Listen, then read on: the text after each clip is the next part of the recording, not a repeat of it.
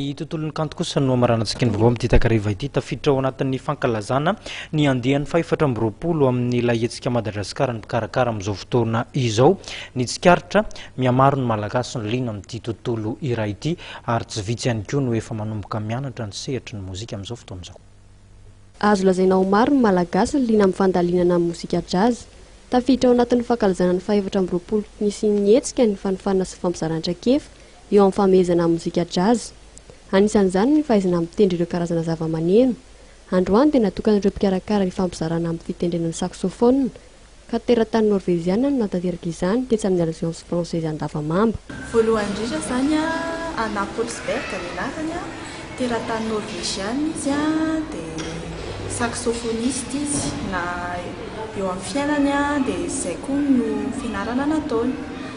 Dia ny zavatra hozarainy amin'ny mpanatrika zay rehetrarehetra momba saxophone, izany hoe ny teknika fampiasana azy a,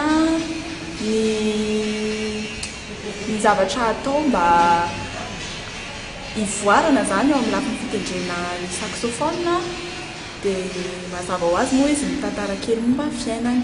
Fahitako azy manokana betsaka aloha mitendry saxophone, hitantsika izany amin'ny ireo mpanatrika be dia be ireo, ary mandritra ny festival Madajazzcar koa dia afaka ahitana mpitendry saxophone maro. Dia ny tombony izany no antsika amin'ny hoe izy zany nandalina manokana momba ilay saxophone, dia izany hoe izy zany mahafantatra bebe kokoa ny tontolo saxophone. Dia nefitsika eto mety hoe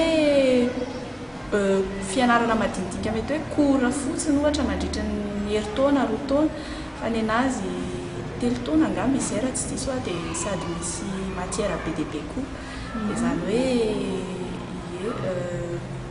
betsaka ny tombony. Anisan'ny hampiavaka ity hetsika ity moa ny fahatongavan'ny mpandalina mozika jazz avy any ivelany. Tafiditra ao anatin'izany ny fampizarana sy ny fahaiza-manao eo amin'ny fitendrena saxophone. Maro araka izany ny tombony ho azony nanatrika ity fampizaran-traikefa ity, satria raha ho an'ity teratany norveziana izay 520 taona ity izao dia mianatra manokana saxophone ny tenany. Tsy sarotra ny fitendrena saxophone hoy ny nambarany, saingy mila fitiavana sy finiavana izany.